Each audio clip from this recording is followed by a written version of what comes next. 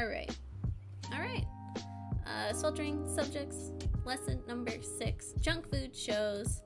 Let's do it. Alright, so before I introduce what the shows are, I took this as top 10 junk food shows, not necessarily ranking which ones are best, but which I think are top 10, and for me, what my requirements are for a junk food show. And that would be, first of all, shit reviews. The kind of point of a junk food show is that it's not good. Nobody's like earning any Oscars or Grammys or whichever one is for TV. It'd be torture for me to watch. You watch junk food, I'm sorry. Well, this is junk food for your heart and soul, okay? So, shit reviews, is pretty obvious. The gammies, yeah.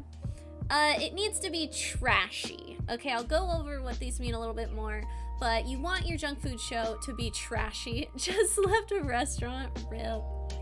And lastly, it needs to be bingeable, okay? At least somewhat, to have a junk food show. You want to watch it, despite how bad it is.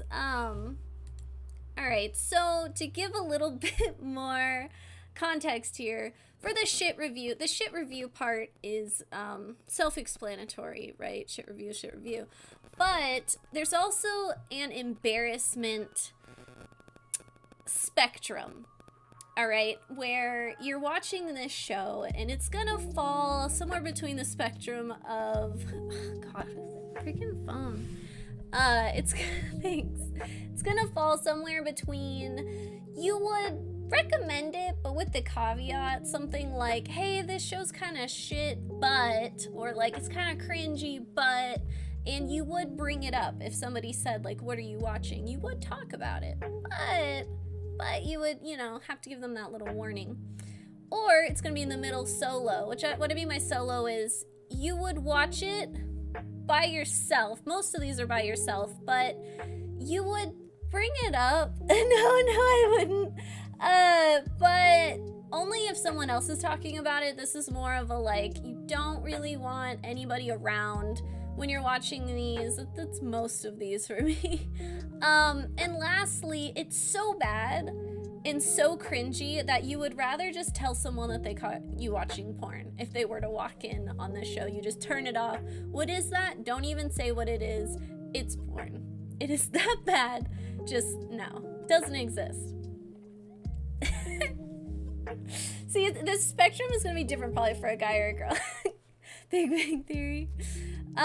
Also, trashy. What I'm going to go for with trashy is a love triangle. Many of these shows have some sort of love triangle going on in varying degrees of trashiness. Hey, Roderick. And for bingeable, you want a spectrum, right? Some of these maybe are a little less bingeable, where I'm gonna watch it while I eat, or I'm gonna watch it while, in my case, while Zach's streaming or doing something else. But you don't necessarily need to stay up all night and look like trash later, like in that corner where you're just like, I need help. It's been 8 hours. I've absorbed an extreme amount of trash, and you need a shower for your soul. Alright, so here are the shows. These wonderful shows.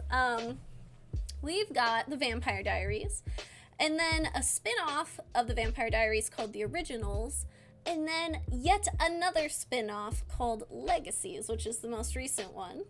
We have The 100, The Order, Shadowhunters, True Blood, Being Human, The Magicians, and Beyond. God, I've watched almost all of them, yes.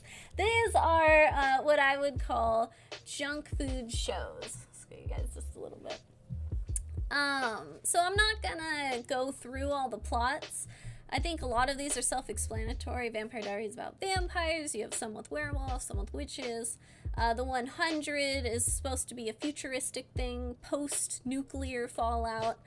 The Order is about a secret society of magicians, pretty much. Shadowhunters. I've only watched Being Human. Oh my gosh, Roderick, what the heck? I feel personally attacked.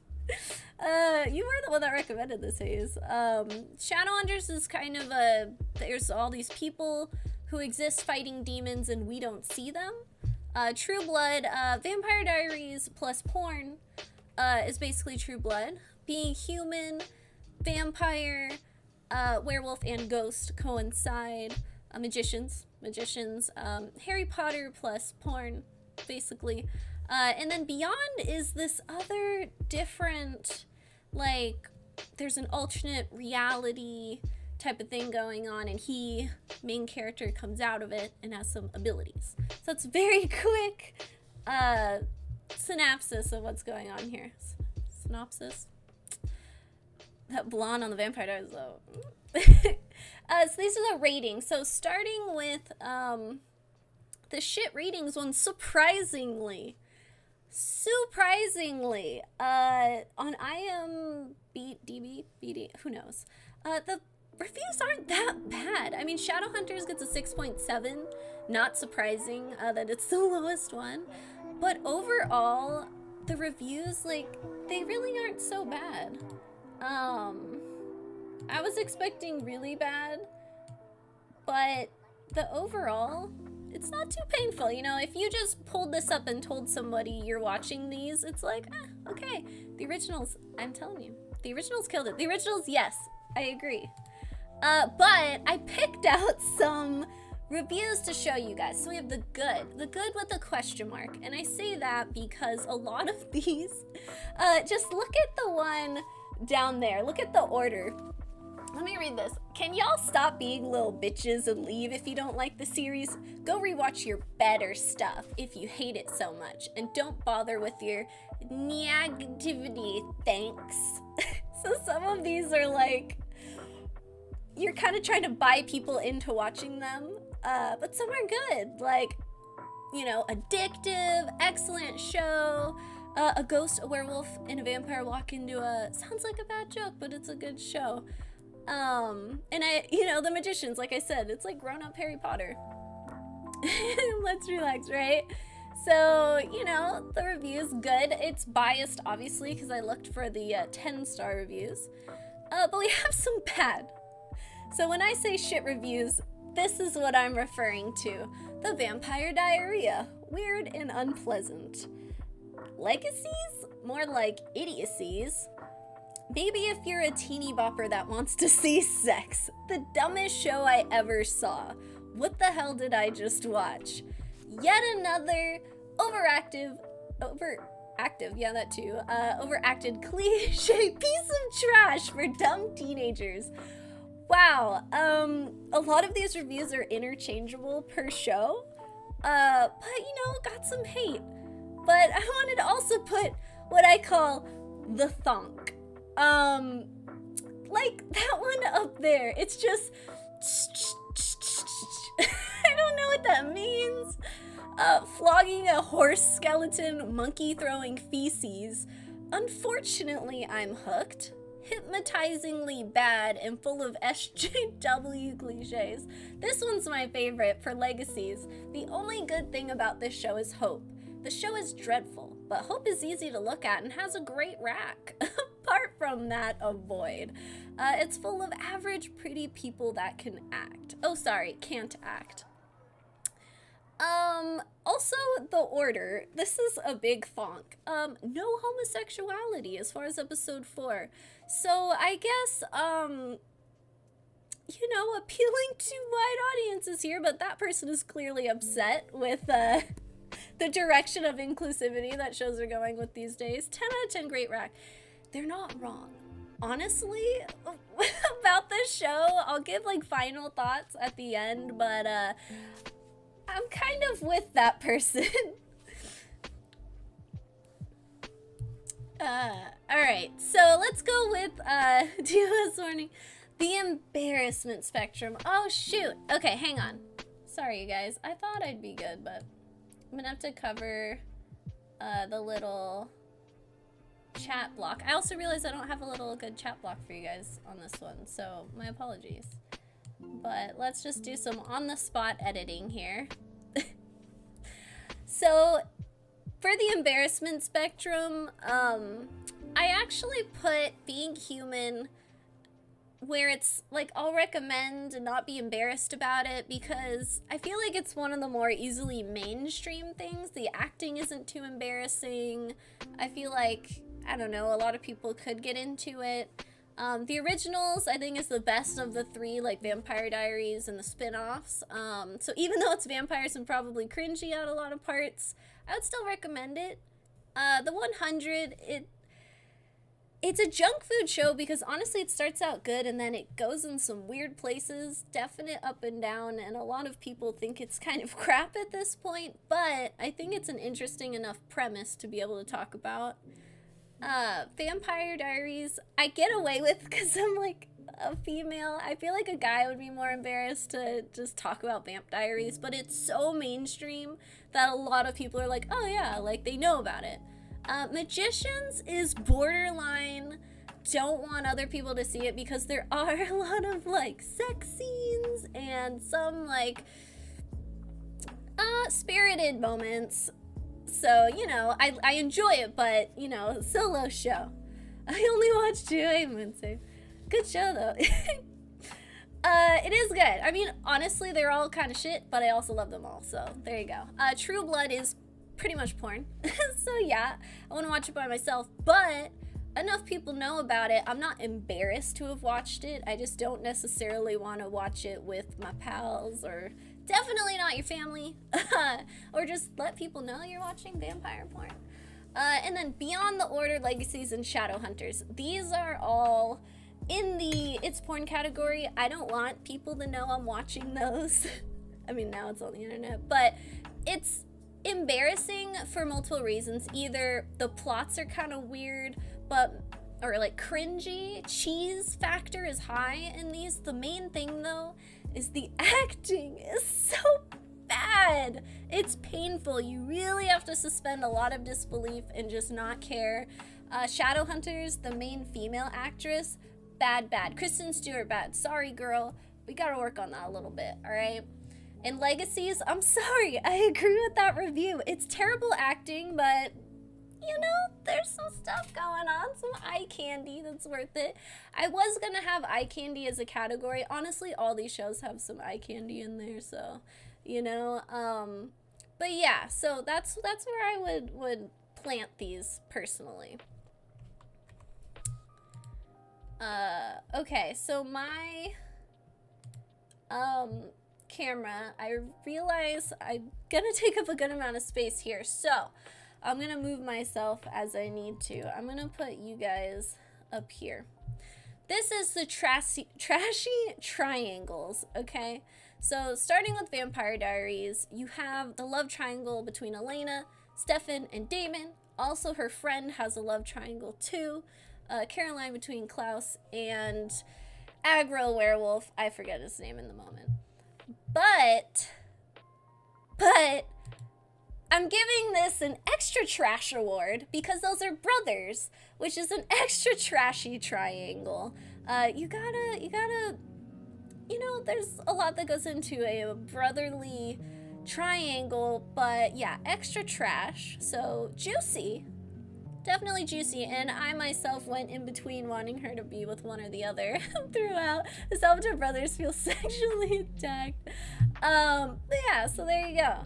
I am going to now just stick myself over here because I need to block something.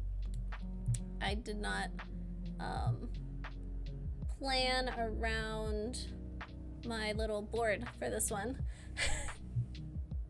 Good for, oh gosh. Next is the original, so this is a spin-off. Also, if you notice, I'll scoot myself over, Klaus, next to blonde-haired Caroline, he's in the originals, and he's part of another love triangle with, I don't even remember her name, but anyway, he's a love triangle. Again, trashy, extra trashy award because they're also brothers.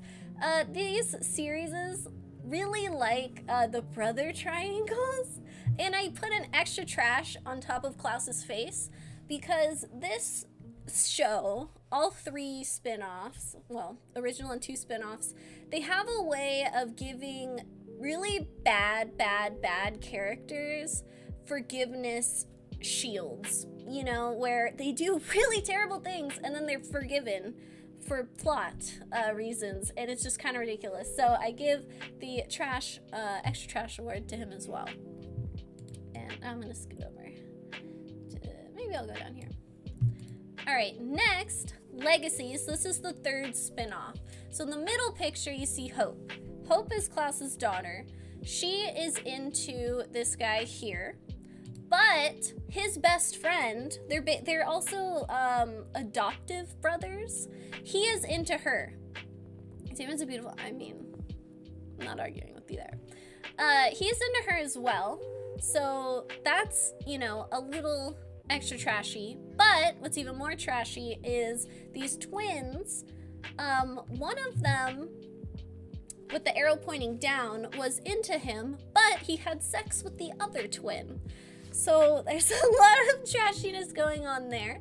Also, in the right, you see those two people together. Basically, that's a triangle of two people caring about each other but not doing anything about it. So then now she's dating that guy, and then the other two kiss. And so legacies, by the way, there's only one season, okay? I just watched this show. Terrible, but I mean, kind of worth it in some ways. There's a lot of triangle action going on for just one season of a show. Next, yeah, I'm gonna go up here. I'm gonna have to go here. I didn't plan this well, sorry guys. Next is the 100. There is a triangle here. Basically, those ones were not brothers. Legacies hasn't quite gotten to the brother stage, but there's twins. Twin triangle, so actually sister triangle. Oof, that's pretty bad too. Should have gave an extra trash award for those as well.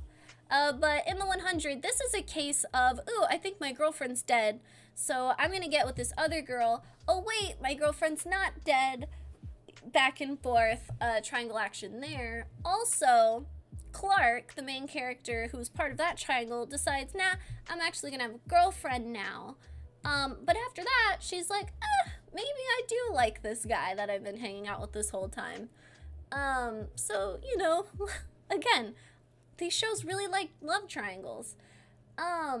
For Shadowhunters, I didn't even have to, like, the chart was already there. There was so much love triangle action that somebody made a chart for it.